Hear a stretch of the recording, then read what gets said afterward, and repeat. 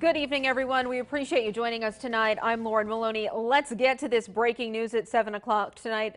Vermont State Police are minutes away from briefing reporters. We are expected to learn more information about this deadly 20-car plus pileup near Milton. Again, we are expecting to hear from Vermont State Police Public Information Officer Adam Silverman in just minutes. Again, here we are. These photos just sent to us, and I want to point out that logging truck in the background here. So a logging truck, also several other cars involved. I may have said it happened around 3:45, but that's when calls started coming in across the scanner. Again, state police confirming to us one person has died. There are other minor and moderate injuries reported as well. Interstate 89's northbound lanes are closed at exit 17, I believe. Drivers should seek alternate routes for the foreseeable future. Vermont State Police, fire, medical crews rushed to this scene, as you can imagine, where we're also told a Premier bus was also called to get to the scene. And basically the point for them was to get everybody inside, keep everybody in warm, and hopefully get them out of harm's way as soon as they could. So again, we are waiting to hear from Vermont State Police when it comes to an update on this story. But first tonight, town meeting day. If you haven't, okay, I understand we do have Adam Silverman. So here we go, live from Colchester.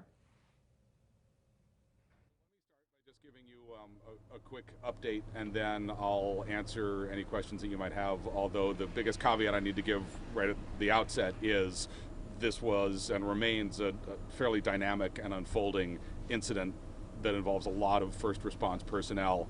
So we are still gathering information, and everything that I have right now is just preliminary that I'm going to be able to talk about. So with that understanding, here we go. At about 4 o'clock, I think a little before 4 o'clock, there was a large kind of cascading multi-vehicle crash on I-89 northbound, just a little bit north of here where we stand near exit 17. There were approximately 30 vehicles that were involved in that crash. At least 2 of them appeared to be, let me say that again, at least 2 of them were semi-tractor, tractor-trailer vehicles. One of them was a logging truck that had a load of logs on the back. There was 1 fatality that occurred as a result of this crash, a driver of a passenger vehicle that was involved. We had, in addition, 7 people who were transported to hospitals in the area, to the UVM Medical Center. The extent of their injuries ranged from minor to moderate. Thankfully, no one else had any life-threatening injuries. The UVM Medical Center, when they learned, and when we were responding to this incident, when they learned about its nature and what was involved, they set up a mass casualty incident because it was unknown at the time how many people we would have who were injured, how serious their injuries were. So we want to give a lot of credit to our partners at the UVM Medical Center in Burlington for jumping right in and launching their mass casualty plans. Luckily, those did not need to be utilized, and they were able to stand those down, but that setup was available for our first responders. We had troopers from both the Williston Barracks and the St. Albans Barracks respond to the scene. Where it occurred is still in the Williston coverage area, but obviously given the size and the nature of the incident and the need to have multiple first responders on scene as quickly as we could, we had troopers from both of those barracks respond. In the time since, we also now have personnel from our crash reconstruction scene, in the time since, we now have personnel here from the crash reconstruction team, and it is their job to analyze what happened and understand what occurred, what precipitated the crash, and obviously we're going to let them do their work. It's going to take some time. Once we know more, we'll be able to, of course, tell you and tell the public more. We do know that at the time of the crash, the weather was snowing and there was blowing snow. Visibility was extremely limited. The road was snow covered and icy, and visibility was incredibly poor. And we know that at least a portion of the crash occurred when vehicles began to slow down, when they encountered those conditions. What happened from there, of course, is the subject of the crash reconstruction team's work and the work of our first responders.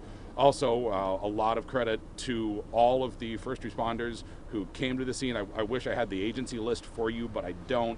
But there were, as you can imagine, a great deal of personnel from local fire departments, rescue, ambulance companies, EMS, that jump right into action. And you know, just from standing out here for the little bit of time that we've been standing out here, it's cold, it's windy, the snow is blowing, and you know, our folks and the other first responders do a great job just jumping in and doing what they need to do to assist everybody in the scene. So now we are in the process of kind of unpacking the crash with the ultimate goal of getting the road reopened. That is still not going to happen for a while. The crash has taken up both lanes of the highway. It's in a fairly narrow area. There are cars in the median. So this isn't really a situation where we can get one lane open and then start getting people through. It's going to be nothing, and then it's going to be all. So part of the removal process right now, there's no way through. So cars that were stuck behind it, we're actually turning them around, and in a controlled way, we are bringing them off the interstate, traveling southbound in the northbound lanes and exiting here at exit 17. So that's, among other things, part of the reason why scene access is difficult, because we actually do have traffic coming the quote-unquote wrong way on the interstate, although at this time, you know, that's happening in a controlled and a safe way. We have many wreckers that are here, including a couple heavy wreckers that are working on getting the tractor trailers and the vehicles that are inoperable out of the scene. And I think that's where they are. The last thing I'll say is that when the interstate becomes... Vermont State Police Public Safety Information Officer Adam Silverman briefing reporters right now about this deadly 30-vehicle crash that happened on I-89 around 3:45, 4 o'clock this afternoon. Silverman described it as a cascading crash. At least 2 of these vehicles were big rigs, one of them a logging truck. We showed you that picture since. And again, 1 person died. 7 other people went to hospitals today. No life-threatening injuries, and the hospitals did not need to utilize that mass casualty plan. So luckily, 7 people going to the hospital with minor, moderate injuries, and the hospitals did not have to gear up for what could have been a potentially worse situation. Whiteout conditions, we know this afternoon on the interstate. If you were driving to and from, you know just how difficult it was. And sadly, 1 person lost their life in this crash. Again, Devin Bates will have much more at 10 on Local 44 News. And then we're back at 11 right here on Local 22 with an update. And that section of I-89, both north and southbound, will not be open for several hours. So you will have to take a different route if you need to get anywhere tonight, or put off that travel until the weekend.